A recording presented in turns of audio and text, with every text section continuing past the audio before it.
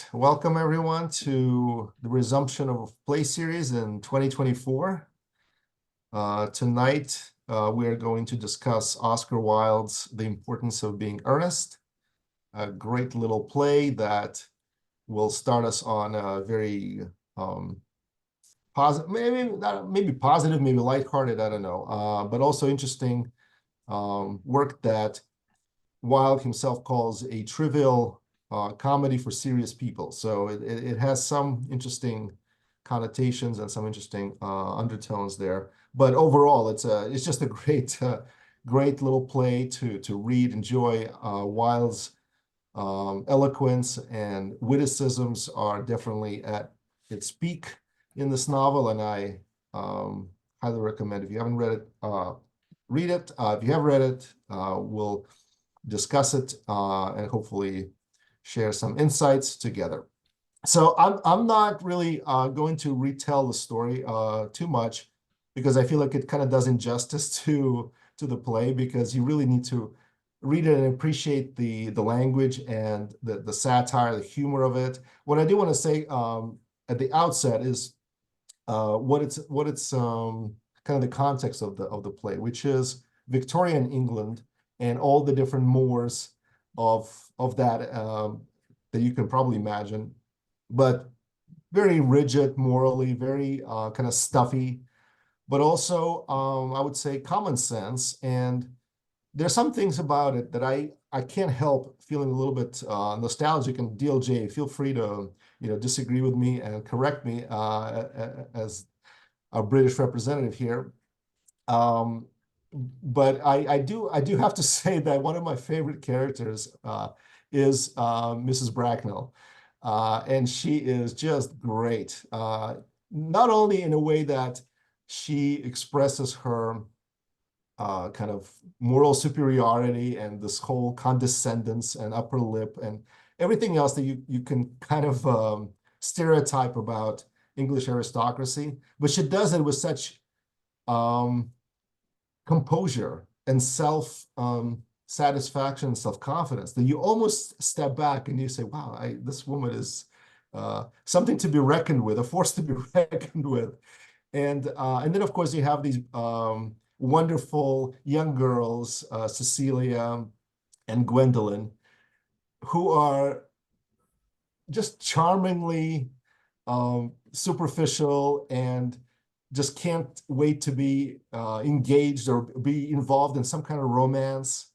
Obviously, the whole process of being involved in a romance is much more important to them than the person that they're involved with, such as, for instance, the name of a person that they are in love with is much more important to them than the actual person that it happens to be, which is what the play is kind of said about, right? The importance of being earnest. Earnest in this case is not the quality of being earnest, which is, of course, it's a play on words here, but it's also the name Earnest, which both girls tend to think is the most wonderful name in history, and the perfect name for their paramour. And so they just pine after a knight in shining armor that will be named Earnest. And of course, it's a great disappointment when neither of their knights are in fact named Earnest, and at least as far as we know at the time. And then we have also some very interesting interchanges between them and the mother, Bracknell, and we have some romance between the governess and the the canon. So wonderful play that exposes and describes, I would say it's more describing than exposing. It's more descriptive than prescriptive in a way, the mores of Victorian England. And again, I can't help but feel a little bit nostalgic for these sort of very sort of easy, common sense, everything is ordered, everything is structured, everything is, here's your station in life, here's my station in life, everything is fixed. We all know what the rules of the game are, and we kind of go from there. Of course, obviously, Wilde criticizes all of it. Interestingly enough, if you know anything about Oscar Wilde, he was actually born into a wealthy family himself, or maybe not wealthy, but well-to-do family. His father was a famous eye and ear surgeon and actually was knighted at one point. So he definitely was part of that higher society in Ireland. And then Wilde, being a graduate of Oxford and sort of revolving in these circles, was also part of the high society and was in fact probably very similar in his sentiments and pleasures and sensibilities to the people he is describing. So if you think of Algernon and Jack, the two young men that are described in the play, very similar probably to the type of society that Oscar Wilde found himself in. So this is my intro. I really want to open it up to you guys to share some of your thoughts, impressions, maybe a favorite passage. I want to read a few passages myself, but let's maybe have a little bit of a discussion first, and then I'll find some of the more funny, engaging passages and that I thought were just diamonds and they were just gems in this play, and the play is full of them. I mean, you don't have to go very far to read and just start laughing out loud as you read this. So I'll open it up to you. If you want to share something, type in exclamation mark in the chat, or raise your hand, whatever you want to do. There's only a few of us here, so we can be quite informal. So go ahead if you do want to share, and then in the meantime, I will maybe read a couple of things as I find them. So Allison, go ahead. Yeah, I thought, it's kind of funny because I watched the play, and I kept thinking, oh, thank God I'm not alive in that period, and thank God I'm in this period where we have more choices, and and I do really feel that way. But then what's funny is when you were talking about the young ladies and their, excitement about marriage, and then I think about like when I was in my 20s and how I felt the same way, exactly like that. And I work with a lot of women in their 20s, and the thing is that, like what you said, is that sometimes they're more excited about the wedding than they are about the guy. And it really is true, because sometimes it's such a production, and you're told that you get to be this princess for a day, and every woman wants that. But then sometimes, a few years later, all the divorces are in because they weren't paying enough attention to who the person was. And like it's funny because so often there's so much attention made to like who's going to sit where, and who's this, and what are you wearing, and what do like the whole like production of it all. And it is funny that when you're older, you realize like that the relationship is what it's about. It's not actually about all those things. And it's funny because sometimes the younger women are like, don't you ever want to get remarried? I'm like, well, maybe not, but it's about the relationship. It's about the person. It's not about, and they can't see it. They just can't see that at all. And Allison, I have two quotes for you based on what you said, both from the same person that I admire, a mentor of mine in my earlier years. And he said two things. One is he said, women are more often in love with love than with the person that they are marrying. They're in love with the idea of being in love. yeah, That's number one. The second one is, and this is a saying, marry in haste, repent at leisure. absolutely. 100%. So both of those, I think, are encapsulate pretty much what we're saying here. But absolutely, I mean, and this is so humorous, right? This is what makes reading this so funny. Both of these girls keep diaries. And at one point, Cecilia says, oh, a young girl's diary is for recording her private feelings. And of course, it needs to be very polished because, it can be published at one point. So they say all these, contradictory, oxymoronic things that are so funny, and their diaries, of course, are like, paragons of truth, oh, I have it in my diary that I'm to be engaged. Oh, but I also have it in my diary that I'm to be, so they carry their diaries with them. That's the Yeah. like the most amusing, endearing thing. They actually I know, carry yeah. their diaries, which again I find kind of very kind of cute, like innocent and somewhat self-effacing, right? That you actually like put so much weight and thought into writing all this down, all your thoughts. I used to have a diary. I confess, as a teenager, I had a diary. I don't think anybody has a diary anymore. I Nobody. do. Instead, we have I, Twitter. We have yeah, actually transcended diaries because instead of pretending that it's not for public consumption later on when we become right, yeah, famous, we actually just took that next step and said, you know what, I'm just going to share all my thoughts and feelings with the rest of the world. And so we have yeah, Twitter, we have Facebook, we have all these avenues for our narcissism. But yeah. but in that time, My tea is boiling. Hold on. yes. Katie, you also had a diary as a child? Yes. And how did that go? And when did you stop, I guess? I don't have any memory of it. I definitely have kept the physical copies of the diaries. My question though, for you was, what are examples of things that are ordered? For example, where I live, people are slightly ordered on things that are, like people have fun over here, or they're serious over here. Like what would be examples of something in Victorian that they wanted to order?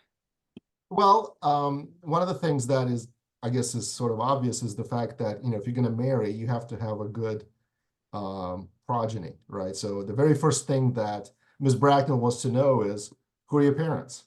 It doesn't matter how you feel about each other. It doesn't matter if you're compatible. None of that matters. Really, the only thing that matters is who's your family. And of course, when Jack says that he in fact doesn't know who his parents are, and he was in fact found in a handbag, well, that's a bit of a red flag.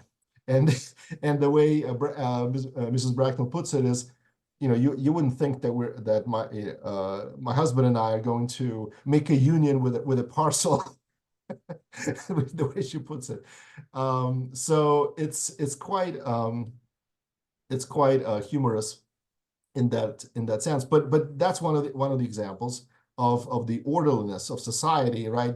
It's assumed that you're going to have a similar background and similar station in life, and maybe similar fortunes. Although, again, Mrs. Bracknell is happy to report that when she married her husband, she didn't have anything to her name, but didn't stop her in her own admission. So that's one of the kind of assumptions and guiding principles, I think, that was ordering society. The other one is we have the servants, the butlers, and they are all happy to oblige and sort of serve and do their thing. And there's no question about their station in life. They're not questioning anything. They're just there to sort of be the background for their master's enjoyment and so on. And we still have that because we yeah, all we still have that to a degree. over here. We all live in Downton Abbey. We all, That's true. Yeah, we all have some. all of us in the UK. My boss actually, and well, some of the people I know, have people coming in cleaning for them. That's a one step removed from that, but it's similar to that arrangement. Or some people have live-in nannies and so on. So yeah, we still have that to a degree, but we're more democratic about it. We don't actually say that they're from a different station in life, but Jack and Algernon both treat their butlers, their servants, in a very with a very kind of a superior attitude. And they say, well, look, they ask them something, and then he says, well, I'm not really interested in like your personal affairs, so that's fine. Enough detail. Thank you very much. Just give me the cucumber sandwich, right? Just bring me the cucumber sandwich. That's important, but I really don't want to know about the details of your marriage and your failed marriage or whatever it was. So thank you. So That's- that's Can I just add something on that one?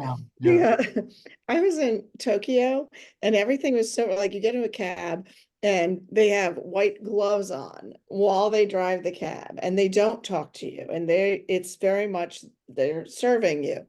And then I got on the plane, flew back to LA, got into an Uber, and the guy's telling me all about every single detail about his life and his screenplay. And I was like, I don't care, just serve me already. Just drive the car. This is a similar kind of moment. Yep. I don't know. Are there any other what am I missing? Any of the other sort of Victorian accoutrements that are, I mean, they're all kind of on the surface, right? You have the traditional tea. Well, I guess that's just English, but just the way it's served and you know the servants come in and they serve the tea and they have this sort of like a reception party for Gwendolyn and Mrs. Bracknell at the in Act One, and this whole so while they're serving, they're all bickering about well, Jack and Algernon are bickering about eating too many cucumber sandwiches and too many muffins, but at the same time they make it sound like, well, that's not really important, you know. I mean, who are we after all? We're upper classes, you know. What are we talking about? But at the same time, they get on each other for eating all the cucumber sandwiches and all the muffins, and it's quite funny. Allison, did you want to say something else? Yeah, I thought the one scene was so funny with the two women where the one says, she's like they thought they were engaged to the same man, but they're trying to be civil to each other. And she's like, how many, you know, would you like some sugar? And you're, oh, I would never have sugar ever. And she's like, oh, really? And she dumps all the sugar. And it was so funny because I was like, you know, I know people who would, you know, you go out to eat with them, you can't just order a meal. They have to sit there like, I would never eat a carb because I care about how I look. But I guess you're having a car, like it's so obnoxious. But you know, it's like still true. It still Yeah, happens. it's here's I mean here's the you know, if we want to kind of distill it to the essence of it, right? What is Victorian England about, and why is it in some ways something that maybe, you know, some people look back to and say that, you know, that wasn't such a bad deal. It's really about curbing your natural instincts and pleasures. In other words, curbing the excess of that in every way, right? Sexually, in eating, in customs, in clothing, in every possible way. It was about curbing your appetites and there was some logic to it, right? I mean, the logic was, you know, you keep some sort of stability in society, you keep some sort of rules, and when people know their station, there's some comfort and security in that, and there's some sort of psychological security in that. So everybody knows how to behave, and if you know what's expected of you, and you meet that, then you're good. You feel secure because you're part of society, accepts you, and that's that. And of course, Oscar Wilde was himself challenging, and a lot of people were challenging it because a lot of people don't fit into that mold. But a lot of people also do fit into that mold. We have a lot of common people that just want to do their thing and survive and have a good life, and they're totally fine living within those boundaries. But then you have the outliers, right? And Oscar Wilde himself was definitely an outlier. I mean, the guy dressed in the most flamboyant, sort of shocking manner. And finally, he got in trouble for having a homosexual relationship and was convicted and actually went to jail. This was a few years after the publishing of this play. But really, it was his lifestyle and his sort of extravagance and everything that was anti-Victorian in its spirit. So you have both sides of it. It's interesting. I actually enjoy looking at and reading about how it was and how in some ways nonsensical it was, but also how it was very prescribed and very orderly and very sort of like everything is you know, done a particular way, kind of like the army, right? There's the right way and the army, the wrong way and the army way. And you know, in the army, you always have, there's no ever any doubt about anything. here's how you make your bed, here's how you put your shoes on, here's how you clean your rifle, here's, you know, and if you want that security, then Victorian England is great.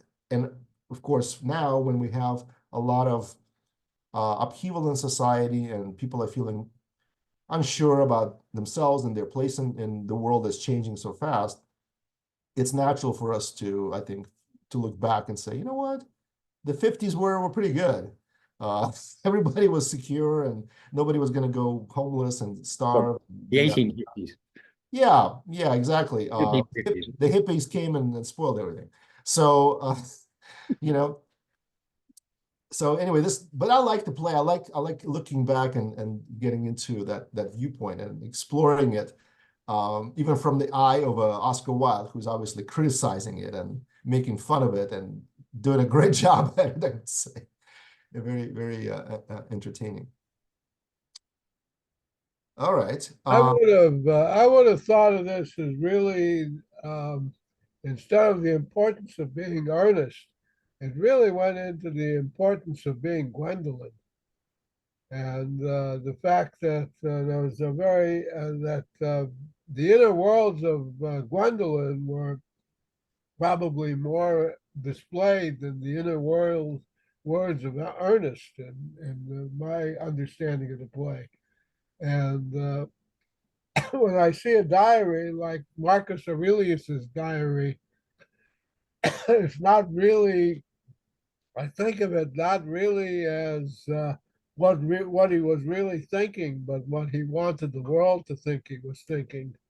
And I view Marcus Aurelius's diary as being more like the book The Thoughts of Chairman Mao rather than the thoughts of Marcus Aurelius, cynically.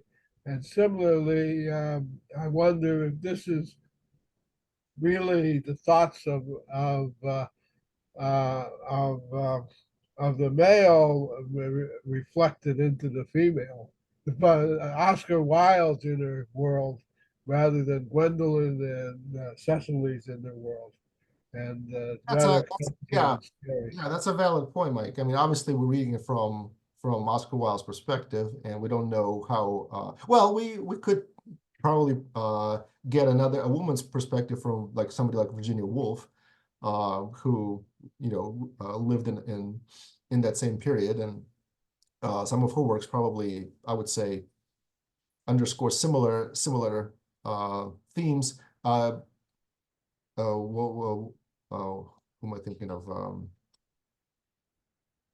gosh, Jane Austen would be obviously another female writer from that same period. And when you read her, you get I get the same vibes, right? It's the same vibes. It's the same kind of obsession with marrying into a good family and making a good. It's almost like a business deal, right? Which again, at that time, and perhaps even today in very high distinguished families, it's probably the same, right?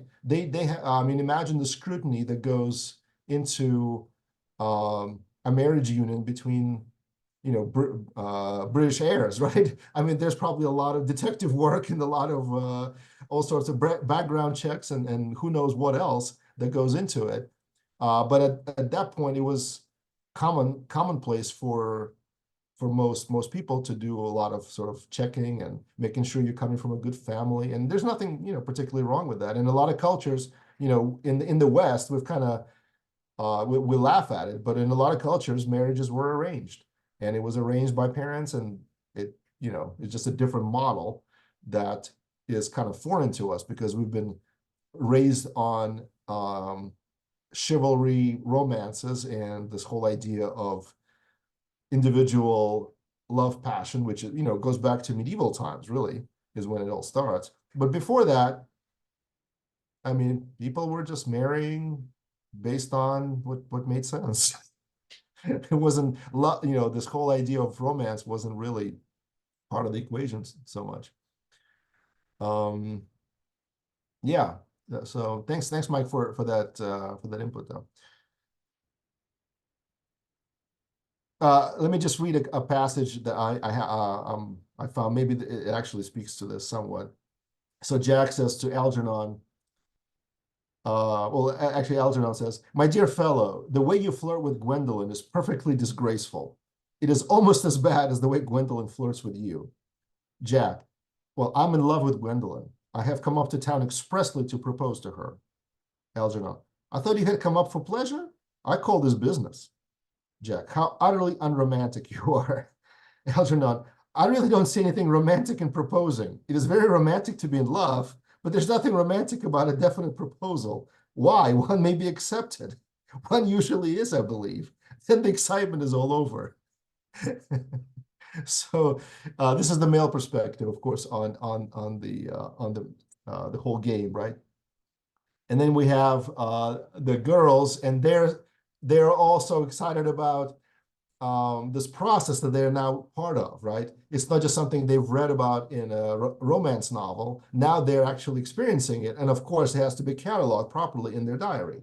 And Cecilia takes it to an extreme where, according to her diary, she already met the person that she's in love with. She already proposed to her. She accepted and then rejected him.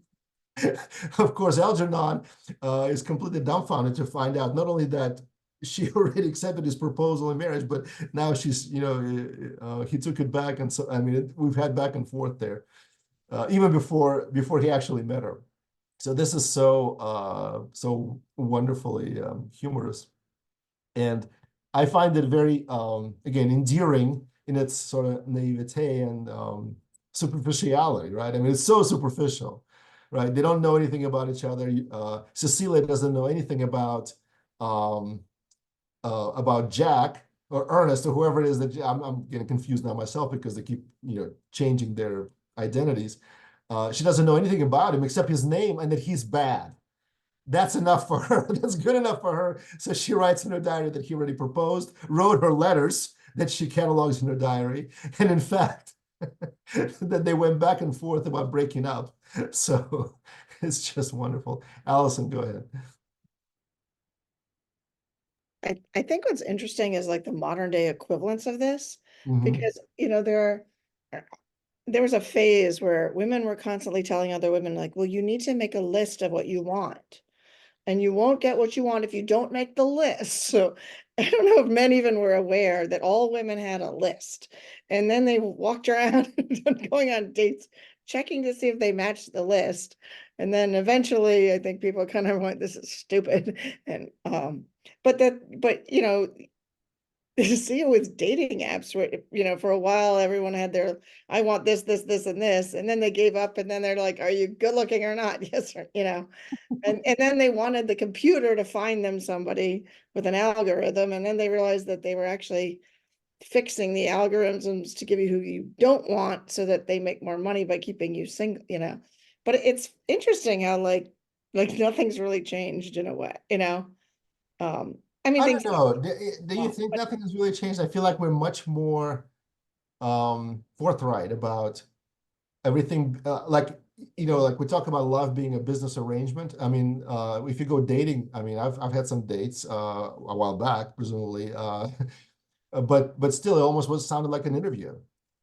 So what do you? How much? I mean, one girl actually asked me how much money I made on the first date. So it sounded, it was very much like a hiring process as opposed to anything romantic. Whereas these girls, they can care less what their loves to be are making financially, or what their financial arrangements are. What matters to them is something completely different and completely impractical, which is their names. As long Earnest, that name inspires confidence. As soon as I heard that your name was Earnest, that was a yeah, it is true. Somebody once asked me what my credit score was. I was like, I don't even know your last name. None of your business. You don't need to know my finances. And then I've had a few people who quizzed me on what do I like to cook. And I was like, are they looking for like someone to go out with or a chef? They wanted my recipes in hand so they could approve, yeah, pick the like, best chef. yeah, exactly. Bizarre. Yeah. So Yeah. just quickly talking of the names thing, there's another name that means the same thing. Frank means earnest and honest and whatever. Right? Right. Would the play title have worked the same way if it had been The Importance of Being Frank? I don't think it would it? Maybe. You think? Frank, yeah, I can see that. Importance of Being Frank. Yeah, No, I think, hasn't got the same thing. Yeah. Oh, names matter. yeah, names matter according to these girls. Of course, not to Lady Bracknell. And again, she is probably my favorite character in this play. And I want to read a quick passage about just illustrating her wit and her sentiments.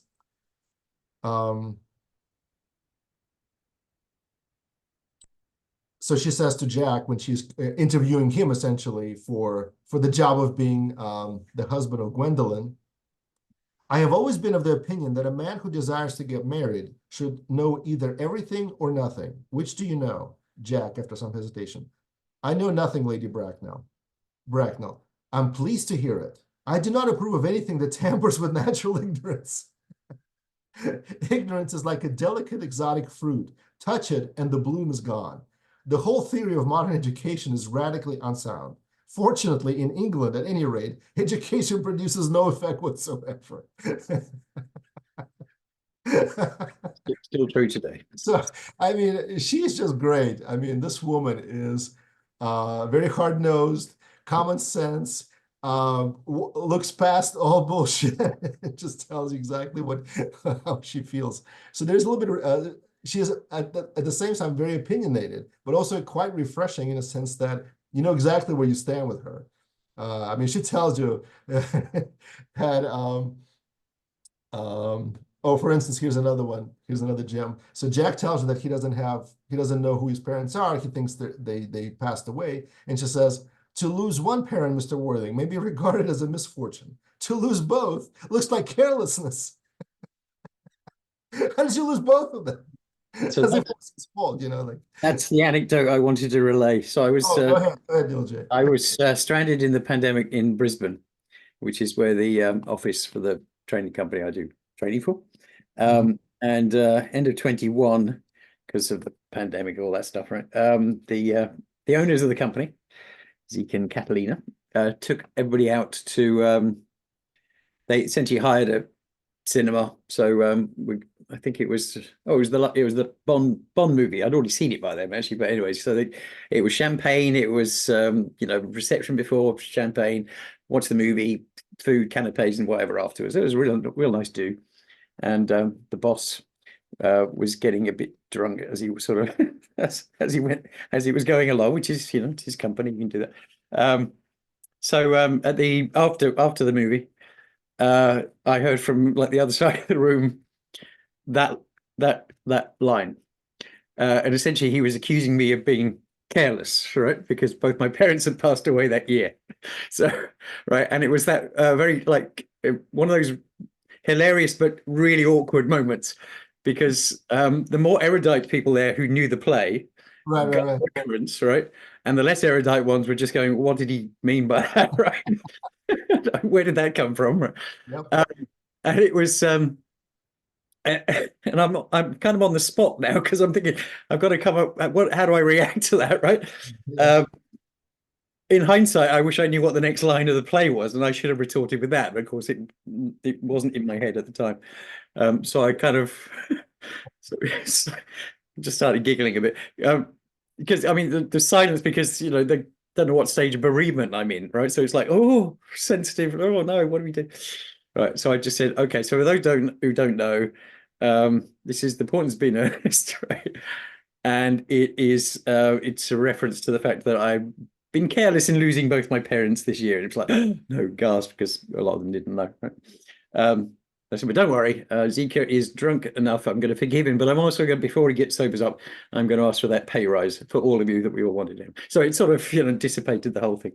But it was one of those, awkward, hilarious moments which you were referring to right at the beginning. Which sums up the play, really. Yeah. No, it's so full of these moments that are just so funny. It makes reading it a pleasure. Incidentally, for a random thing, So where I am now, the nearest town from here is a place called Bracknell.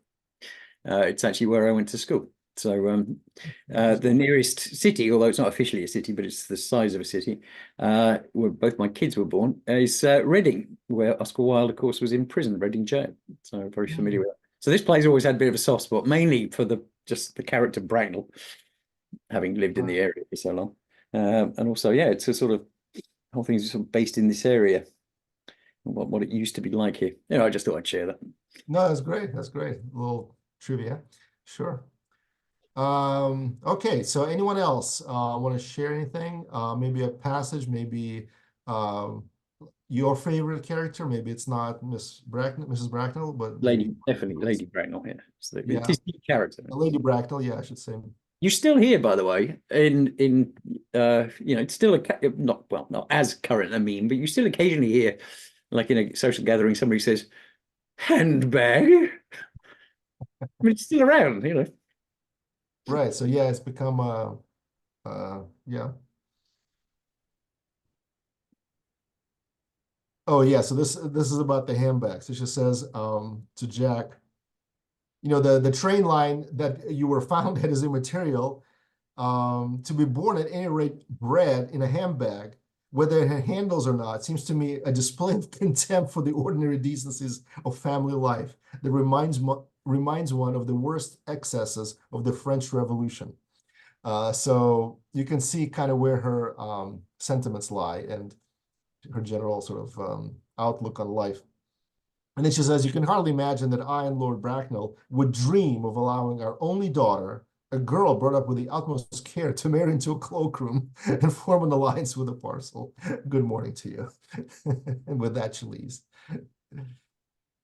Oh, so much fun. All right. The dig at the French was hilarious. That was just thrown in there, like, Yeah, the dig of the French. French Right. Revolution. Yeah. Yeah, which of course is also a dig at this kind of revolution, right? So what is that? You change the classes, you mix up all the the people, the person who was nothing becomes everything, and the person who was everything becomes nothing. I mean, that was the kind of the rallying cry of French Revolution and the Russian Revolution, which were both extremely violent and produced some unfortunate effects, let's put it this way.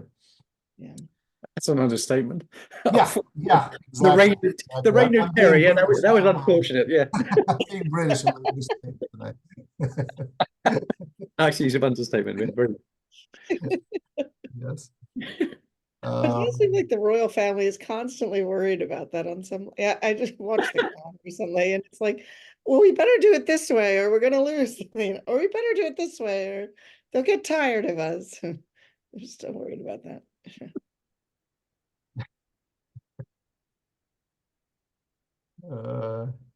Not a bad idea, huh?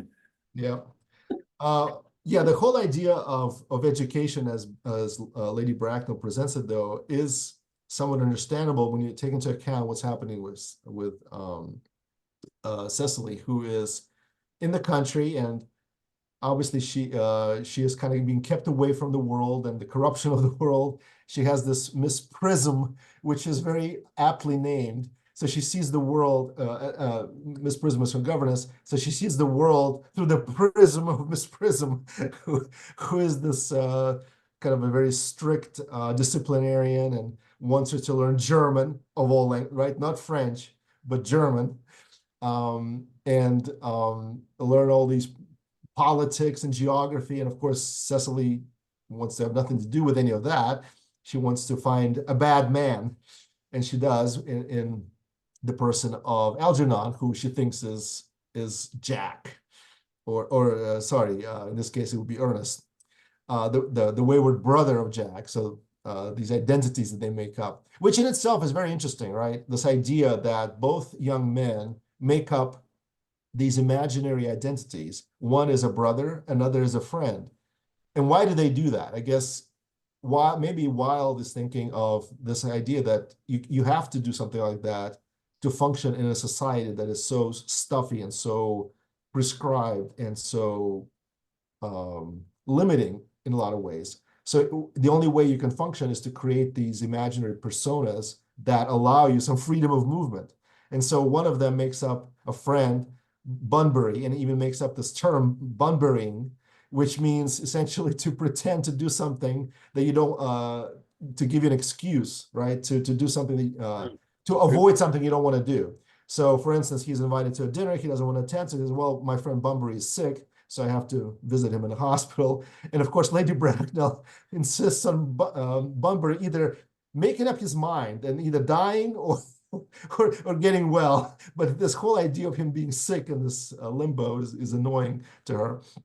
And when he dies, she's actually quite pleased that he has been under proper medical care, has decided to pass away. Nothing worse than indecisiveness. Quite right. That's right.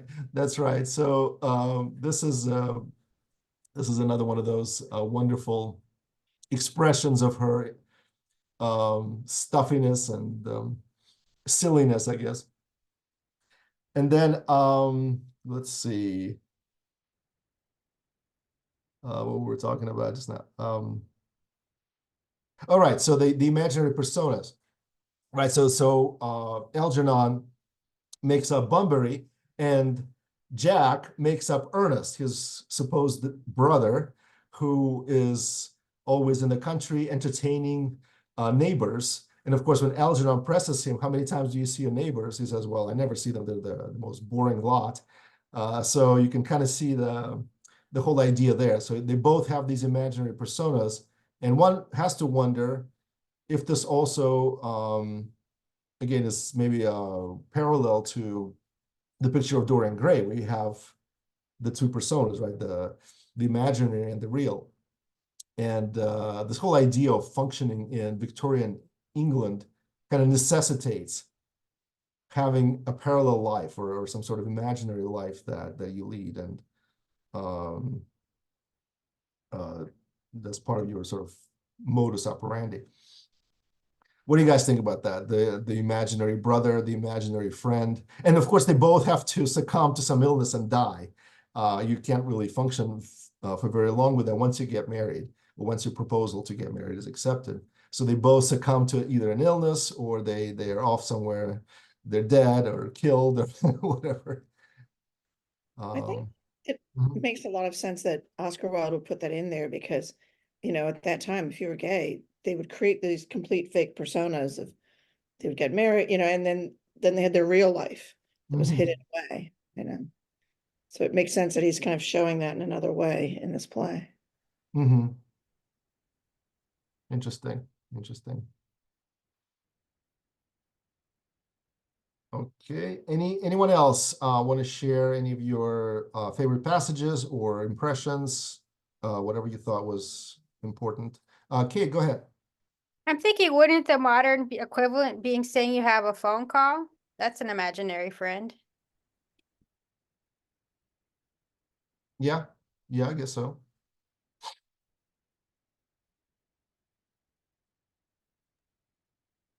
Hey, did you have your hand up? Oh, I didn't realize that Katie wasn't going to say anything else. Hello again, Philip.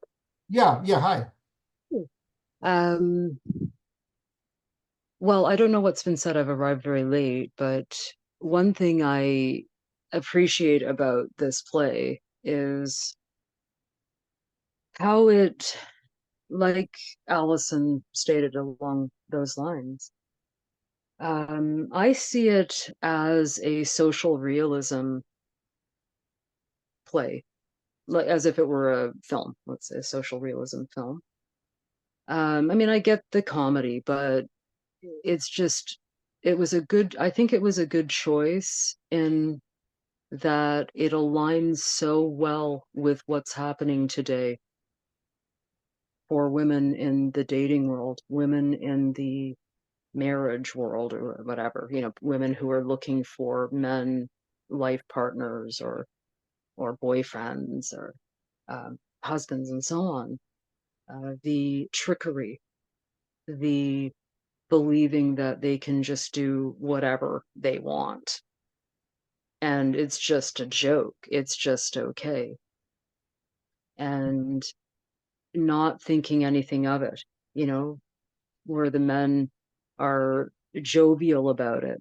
And it's just okay. Again, you know, that sort of, who cares about the women? That kind of thing. Just take what you want, you know, sort of. I mean, of course, it's delivered in a jovial way, but I just see it as so well aligned with what's happening now with these, not just now, but, you know, especially the last 15 years, last 10 years with these andro supremacist terrorist cults and gangs, the red pill manosphere cults and gangs, and what they've been teaching boys and men, and how we're now treated, women are treated if we're looking for a lover or partner.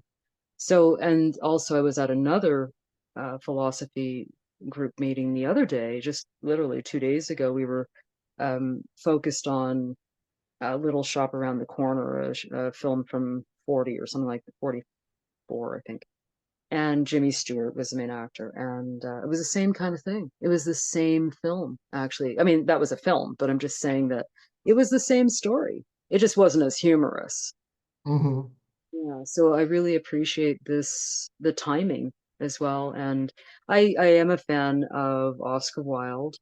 And like Allison said, I really appreciate how he was able to express so much about queer life of the time, but by way of the heterosexual characters, like even the costuming, it was all over the top, you know, grand, everything was dandy, everything was like the dandies. And so, you know, everything was extravagant, and the melodrama between the characters was sort of like, you know, like Queens, let's in, you know, in the original, like, I mean, 70s New York City, you know what I mean? Really doing it all up, you know, all of that, ball gowns and high drama, high theater. And also the cattiness between the women, I didn't like, of course, but still, again, it's sort of like Queens, like that kind of gay man, or again, dandy.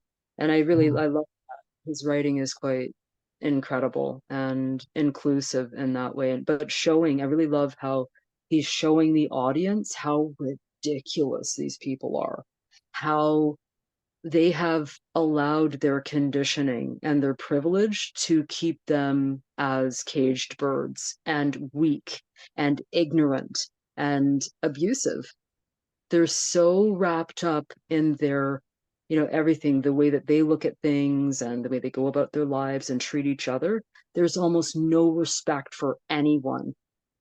It really shows the hierarchy too, with the servants. And anyway, No, again, it's good. It's good. We said a lot of the same, we made a lot of the same observations about kind of the social mores and Victorian England and kind of its essence.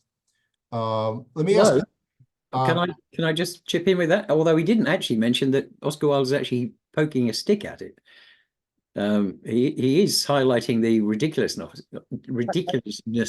of it. We didn't actually mention that before, so yeah, Kay, yeah, you're right.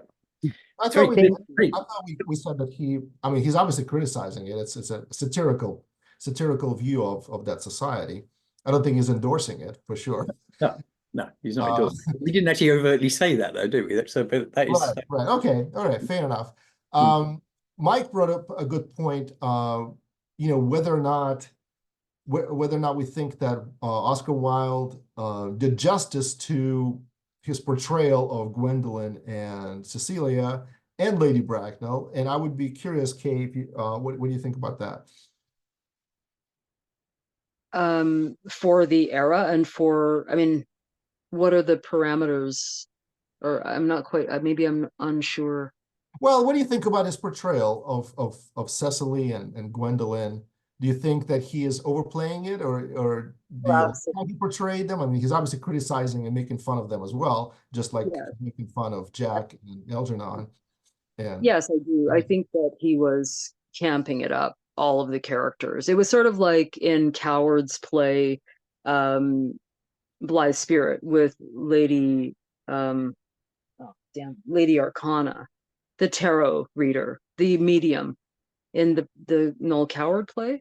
Maybe you don't know. I'm not familiar with that one. Sorry, so I can't. It's just camp. It's like, you know, it's sort of melodrama camp. So yeah, I don't care for how he wrote the women at all. but I understand. I understand it's just going along with the style that he was writing in. But it Interesting. really outs it really outs the pettiness again of that, that world, and how narrow-minded, of course, well, how limited the women, how limited their lives were, even though they had money and luxury and so on. Interesting. Okay. Allison, go ahead. Yeah, I think the thing with those women is that, I had like this phase where I was like obsessed with Jane Austen when I was in my 20s. And then I just got really tired of it because I thought all these women did was talk about finding husbands. And so then I gravitated towards mostly male authors, and in particular Hemingway, because I felt like all these, they were exciting, really exciting, interesting things were happening to the men. And I didn't want to just read about women playing whist and looking for a husband. But the thing is, those women were writing, all of those stories reflected that reality. And that, it really until, I always think of like Mary Tyler Moore. Like when I was in my 20s, I felt like as a single woman, you could have what I called the Mary Tyler Moore life. You could have your studio apartment, and, you could kind of earn a little living and sort of get by, but you couldn't have children on your own. You couldn't buy a house. You couldn't have a real life because you could never make enough money to actually have a real life. And, that was like 30 years ago, and it's changed. And so many women are actually able to earn enough to truly support themselves and children and travel. And, everything changed in 30 years for women, like drastically. So Sure. now I feel like, and that's one of the reasons you have all those women with their Instagram things going, I'm all going all over the world, because finally women can be Hemingway. But they couldn't for such a very long time. But like what Kay was saying about the men with their podcasts and the podcast bros, or whatever you call it, manosphere, I, Bros. like so much of that is a backlash against it, because they're like, Sure. there are some men that are really upset about this because they wanted to come home and have the servant in the house, and some of them are saying, oh, I want a trad wife because then that way, she's going to cook for Those them. are And available too. I they mean, we want to have go to live in back to that society. way of life, because, but the thing is, because then they felt like they had all the power. So if they wanted to leave the relationship or cheat or whatever, it didn't matter. There's nowhere she could go because she was trapped financially. And so I think that's why there's like, it's really a shame, because I felt that men generally, each generation got better and better and better. And then unfortunately, some of these guys got a hold of, a podcast, and now they're trying to recruit these young men to think like the boomer men. It's like, no, don't go back and be like that. Like, we like that they're more evolved, Right. but it's Well, really been yeah, a backlash era. yeah. So It's it, interesting. It's interesting to compare the Victorian era to the modern era, and even maybe to, like you said, 30 years ago, right, which was different, yeah. 40 years ago, whatever point you want to pick. I find it's all different, right? And one of the things that I find again interesting is to look through the eyes of, or at least again, and that's why we were asking the question, is Oscar Wilde actually portraying it accurately? But if let's assume that he is, what does Cecily, what does Gwendolyn think? Like, can we get inside their head and try to think like they do, and be all about this sort of girlish notion of a hero, looking for a hero, and here, I want to find somebody named Ernest, right? That's what matters. And he has to be somewhat mischievous, but also have very beautiful blue eyes. And I want you to look at me like that, especially if someone else is looking. I mean, there's that kind of wonderful superficiality about them that's in some ways disarming, right? They're so superficial, both men and women in this play, and it makes it a very But funny funny read. I think part of that desire, though, for romantic love was that they wanted to feel like they were special and that they were seen and that they were important. Mhm. And they had so few other ways to ever feel that way. I mean, I remember the first time I went to see Hillary Clinton when she ran for president the first time, and I looked at all the security around her, and I thought to myself that it was the first time in my life I ever saw security for a woman's brain.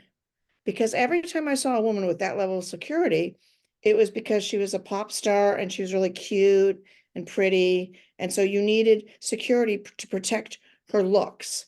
And it was the first time I was like, this is an older woman. I mean, she was very pretty when she was young, but she's an older woman.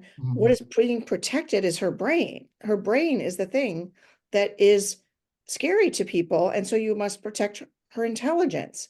And I thought that was a monumental thing. But I feel like for these women, they didn't have any other way of ever really feeling special except how they looked, whether or not a man desired them, did they get the big wedding, and and then later motherhood. And those are the things that made them feel like a prize. Right. Well, let me ask you this. Yeah. Let me ask. Katie, you have your hand up. So go ahead. And I'll make my point afterwards. Okay, I think they're also protecting the institution behind her too. Like anybody that's working in there has to feel safe that from things happening on to them.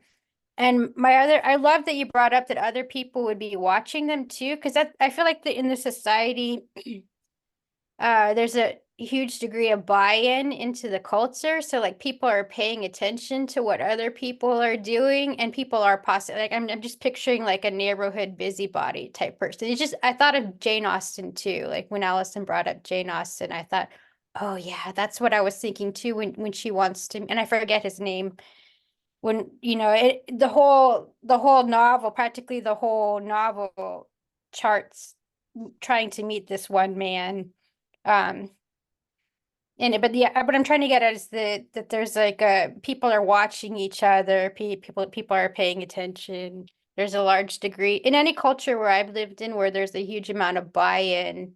There's like respect for the rules, like people kind of agree that to a set of norms. Yep. Absolutely, you're correct. Mhm. Let's see. Yeah, so this is what I wanted to ask you and maybe bring up. Since we're talking about the role of women in society and how it was pictured in this play, let me ask you about Lady Bracknell. I mean, she doesn't strike me as exactly being oppressed. She's kind of a central figure who decides whether or not people get married. People are petitioning her. She is kind of definitely a source of, or at the seat of power in a way. What do you think of her? And she, of course, is also despicable from a kind of a modern standpoint. She speaks down against education, and she's sort of supporting this whole notion of class, society, and so on. What do you think of her? This is a question for the group. Anybody who wants to tackle that, just raise your hand. Or oh, she reminds me of all the teachers I had when I was at school in Bracknell. So a Bracknell school. Is that a good thing or a bad thing? Oh God, yeah, the games teacher, female, for the girls. Oh my God, it was so draconian. And she did domestic. What was it called? Anyway, cooking and stuff for the girls, not for the boys. And our English teacher as well. We had an English grammar teacher who was kind of nicknamed Lady Bracknell because she had that air of like I don't know, you felt inferior just in her presence. You just I was going to say exuded fear, but no, we made us fearful because she had that air of authority that you just don't want to cross. So yeah, these women still exist. Yeah. In Bracknell, yes. Right. Right. Intimidation, yes, exactly. I mean, she is intimidating, right? To everyone. She commands people. You do this, Gwendolyn. You come with me. You know, Algernon. You do this. You know, no, you guys are not getting married. There's like over my dead body. That's not happening. So, and at the same time, she is very on the ball, right? As soon as she learns that Cecilia actually has some money to her name, well, look at you. You're a very promising young woman, and your profile actually has a lot of social. How does she put it? Social promise. Your profile has a lot of social promise. So as long as you keep your chin up, which is how we wear our chins this year, yeah, you'll be fine. Yes, quite quite a woman, Lady Bracknell. Okay, let's see. Yeah, thank you, Allison. I was going to mention that too. When I went to school, yeah, we did the same thing. We had a boys' class for like nailing and sewing and whatever, and girls did their cooking. And What? This is outrageous. No, no, no, it's no, so outrageous. What kind of society do you live in? Yeah. no, I was saying it was the opposite. Grew up in California. Oh, they did the opposite. They crossed. All of us, everybody had. Everybody went to this. Okay, so I was born in a very totalitarian society, and that's Yeah. so that's why I'm all screwed up. Yeah. No, it's funny because I never really realized how unusual it was until I've talked to people who grew up, sometimes even other parts of the country where it was regulated by sexes, but no, But I have to mention this, Allison. I am making up for lost time, and I'm learning how to make baked pies and soups, but I'm not expecting my wife to nail anything. So I do both. I'm diversifying. Well, that's just oppressive if you're not allowing her near your tool shed. Oh, she's happy. She's welcome to learn how to be a plumber and everything else if she wants to. Oh my. Let me just give you another quote, which again, I just love Lady Bracknell, I have to say, my favorite character. She just says, hesitation of any kind is a sign of mental decay in the young or physical weakness in the old. On this point, as indeed on all points, I am firm. So this like complete self-assurance and self-confidence, I just have to say, she's just a great character.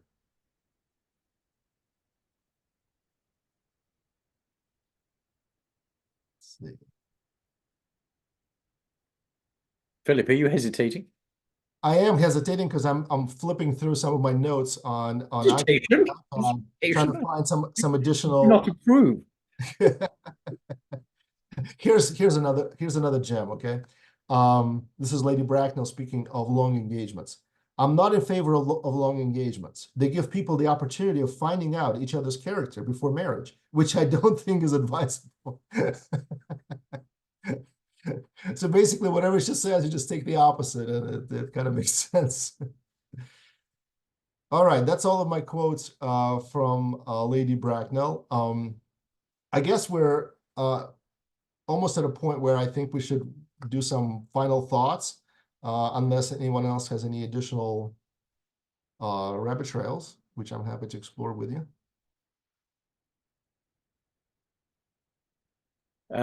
Yeah, just on the neatness of it, the ending. I mean, I know it's a play and everything, right? Yeah. But just the contrast between how they used to. I mean, when did it change? 60s or something, when you had the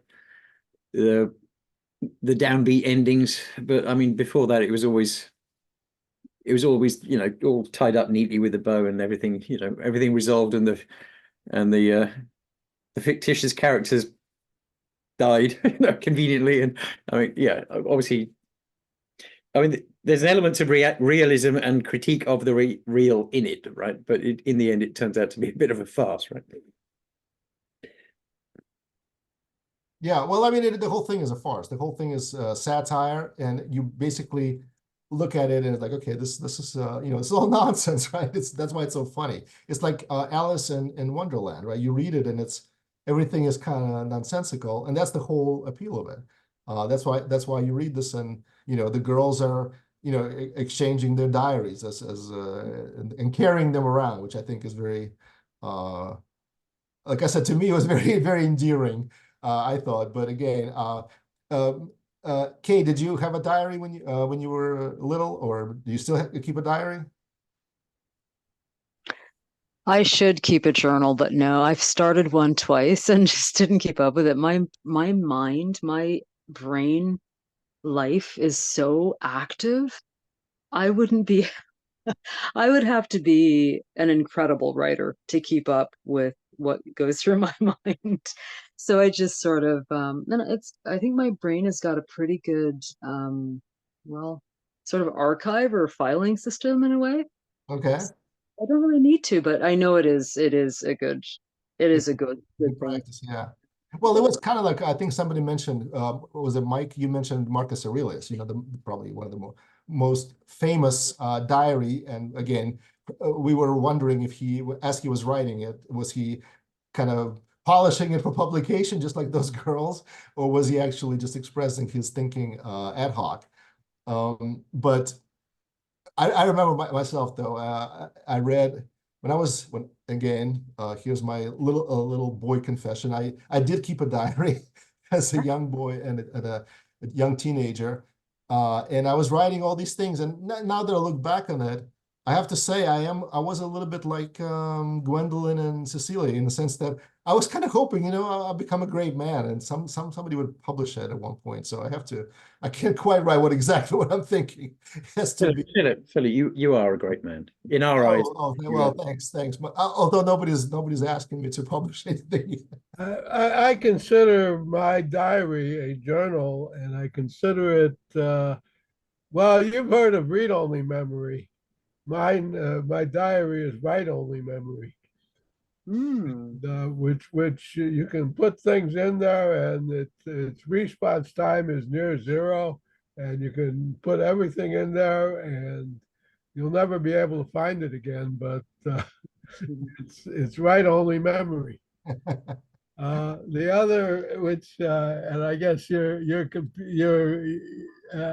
probably is something you understand more than people who haven't dealt with write-only memory before.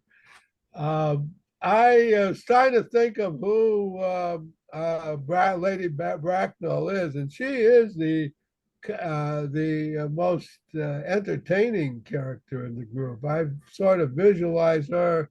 I was trying to think of, is she like Colonel Klink in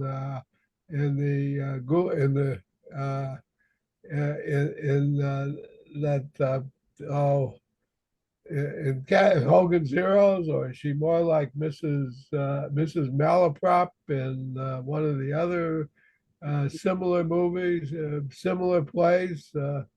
Mrs. Malaprop, who sort of understands everything, but not really, is running the whole show, but not really. So, and I guess there's several people like that in literature that don't really know what they're doing, but they're important characters because they're involved in so many things. Yeah, she strikes me as a person who is definitely in touch with what's happening. She's extremely opinionated, and so she sees her view of the world. She's assured this is the only proper view of the world. She's firm on that. And therefore, she has very quick pronouncements to make on anything and quick judgments to make on anything. And she's able to sort of figure things out. But she strikes me as an extremely pragmatic person, kind of a survivor, If you're stranded on an island, I think Lady Bracknell is a good person to have as a kind of administrator who will pull you out of any predicament. She is extremely she has those leadership qualities that you want in in a good administrator. Yeah, and she's definitely pulling no punches. So, well, in the same sense that Colonel Klink was a terrific administrator in Gulag 17 or whatever that's called. I haven't seen that, so I'm sorry, I don't recognize that reference. All right, I guess just before we go, I want to pose one more kind of just as a maybe a summary of this. So as a group, do you guys think Victorian society had any redeeming qualities, or should we just burn it all to the ground and just look at it and sneer at it? Oh yeah, I mean their child slavery was obviously, you know, something to be. No, what? There's hardly anything from that we want to keep. Burn Yeah, it all to the ground. there's this veneer of propriety and excellence and civilization, of course, right? But underneath it's this simmering massive sin and debauchery, right? So no, thank you. You're Okay, good. all right. You're good. You can keep it. So that pretty clear there, DLJ. Anyone else? Anyone else for any redeeming qualities of Victorian England? I guess I'm gonna have to be the lone advocate of my Oh, architecture. I do like the architecture. architecture. Okay. Anything else, or should we just burn it all to the ground? I agree with DLJ, the architecture and some of the clothing. Um, You mean the are restrictive clothing, like what do you call those? The corset. bonnets and the Odyssey and the corset. Yeah, I like the fabrics, and yes, I do like corsets, and you know, but corsets. Yes, corsets. That's what I was thinking. I know at the time the wallpaper, the paint, I mean, so many things were toxic, poisonous, like really. Yeah, they Well, what gassed is, them. let me ask you this. What is the appeal of shows that, revive all of this? Like what's the most famous being, what's that one that DLJ you brought up? Downton Yeah. Abbey. Yeah, Downton Abbey, exactly. Why do people just completely love watching all of this? Because they like all of it, like in this play. The hierarchical, you know, sort of cattiness and better than thou, the domineering, the nastiness, that sort of thing. It's like soap opera. But let me ask you this. This is where I'm curious. Okay, so I find it that a lot of people that like it are actually from the lower classes. I mean, if you if we like lower strata of society. Well, Okay. yeah, it's the same with Coronation Street, the longest running English language soap opera. It's shot in Salford, a suburb of Manchester, England. It's been running for years. And their audience is, well, yes, there's 8 social classes in England, and it's like, let's say the lower 4 who are fans of that show. And it's just the way it is. I mean, some of their audience members literally will physically and verbally attack the actors who play the antagonists. Okay. Just as far as intellectual level and connection to reality too, you know. I think that soap operas are especially they're I can't think of the word, but they're marketed to a particular audience. So I think that with the Downton Abbeys and the upstairs downstairs things, and Gosford Park's for us film, that sort of thing. But one thing I'd also say, there's other television programs that are more about history. I mean, they're more, there's some that are documentary sort of, and then there's some where people actually would go and live on a farm and live, you know, like they're living in Victorian times and things like that. So I think for shows like that, it's history, it's also endurance, seeing what people can, you know, what life was like, being able to see people that are maybe just like them. They usually choose middle class people for the contestants on, or whatever, the non-actors, but the individuals on those shows. I'm just mentioning it because I thought actually DLJ was bringing up that type of show, but I do understand Downton Abbey and that. But I see them as nighttime soap operas. Very popular. Yeah, Go sorry, ahead. this is Rayanne, and my thoughts of British television are, of course, the Benny Hill show and Keeping Up Appearances. So those are what I don't watch any of the Downton Abbeys. I've never seen any of those, but give me some good bouquet and I will be just fine. So you don't need to, you don't need the tableware, the silverware. The appearance is like, mine is more like what is it? Oh, what's her name? She, oh God, she had to speak, and it's more like a not My Fair Lady, but it's where Well, he taught, the guy taught her, huh? that's the correct era, though, Ryan. Yeah, but it's he taught her how to speak like my something. The rain in Spain is always on the plane. Yeah, that is My Fair Lady.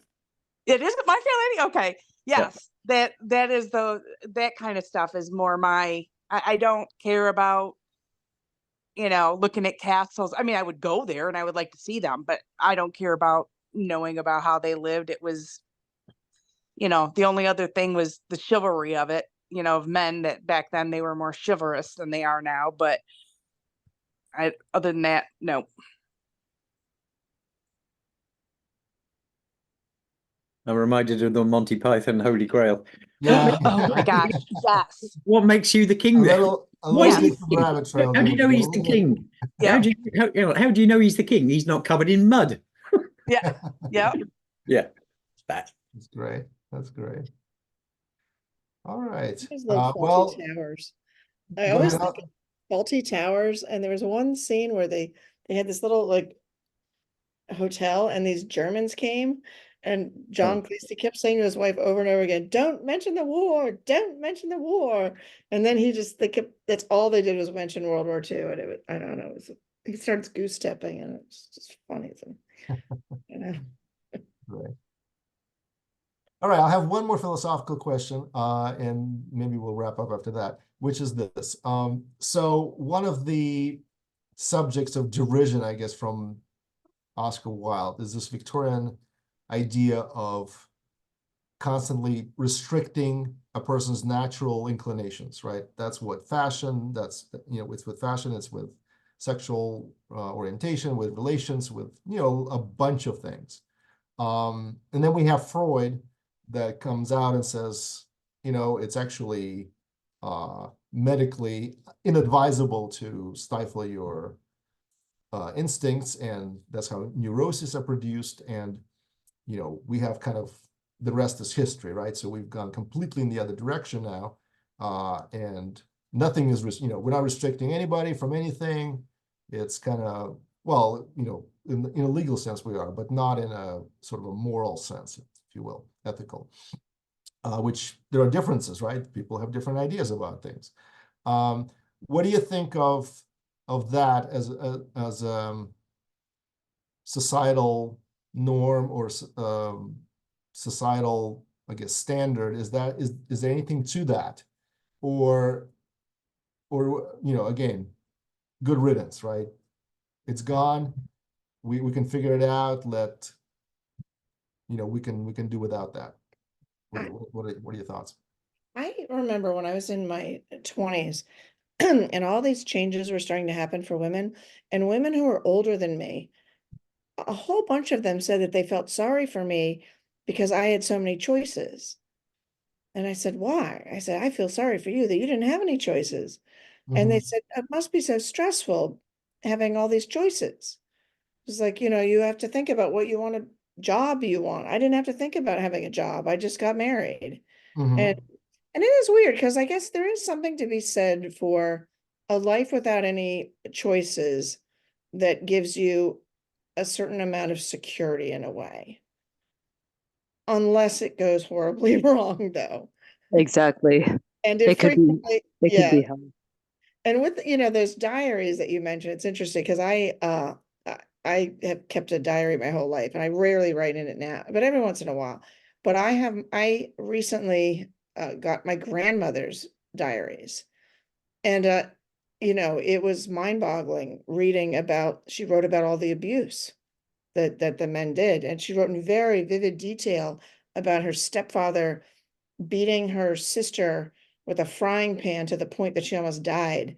And I just thought, and that's why women have to be able to work. So that's why that situation is so horrible, because, you know, there were many situations like that, and there's nowhere for those women to go. So that security of it only worked when it worked. But when things weren't good, then, you know, it was a horrible situation. So I Mhm. think it's much better to be alive today, 100%. Yeah. Could I make a comment? Because it's odd. I'm just thinking in my home in Malaysia, which I haven't been to for a while. My best friend there was having this conversation about Islam. She's Islamic, and the rules regarding husband and wife and all that. I said, well, don't you want this like equality? That they have this equality thing in the West. She said, are you kidding? I love the fact that he's like contractually obliged with the wedding to always look after me. It's fantastic. Plus, I've got a job and I earn more than him. So they've actually got best of both worlds now. So it's got old world and new world combined together. Yeah, nice one. No, she really likes it. Like that whole traditional thing that he's, you know, by law almost, or Islamic law, it's his job to make sure she's okay. But isn't it also by law his right, or he at least could get away with doing almost anything, if not anything, to her toward the negative? Yeah, yeah, not in the, well, yeah. I mean, in this particular case, he'd never get away with it. She's got full control. Just a little hitting on the head. That's all. Right. I mean, you know, famously in Quran, I think there's Yeah, some instructions on the limits of, you know, how you physically abuse your wife. So I did raise that with her, right? And she insists that it wasn't in there. So I was going showing her the passage. She said, no, you're hitting with the toothpick. I'm going, okay, fine. Whatever gets you through the day. But yeah, it's the difference between the rules versus the culture. So the culture doesn't uphold that, even though the rule book does, right? And they just kind of ignore, you know, anything that's inconvenient. Joe, you're late. We're almost ready to start wrapping up. Do you have any insights for us for the display just before we go? No, you know, not a lot. Only in the sense that I thought it was 6 p.m. As well. Oh, sorry. So no worries. No, I mean it was I was actually more or less just actually going to listen in. I had not read it, but you know, I've heard of it, obviously. Right. So Well, it's a wonderful, funny, easy to read play. So if you want, it's only a couple hours. I mean, I did to listen to it. So I mean, from that perspective, but and wonderfully satirical and witty and enlightening in a lot of ways. So yeah, highly recommend it. I think everybody here have enjoyed it, and yeah, we had a great. No, I mean, I like anything that actually highlights contradiction and absurdity. So that much I do know. There's definitely some of that. So. All right. Well, thanks everyone. It's been a great discussion. We will follow up with the next play, which is Ibsen's Dollhouse, which probably touches on a lot of the same themes. And so we will see you in 2 weeks, I believe, for that. Thanks again.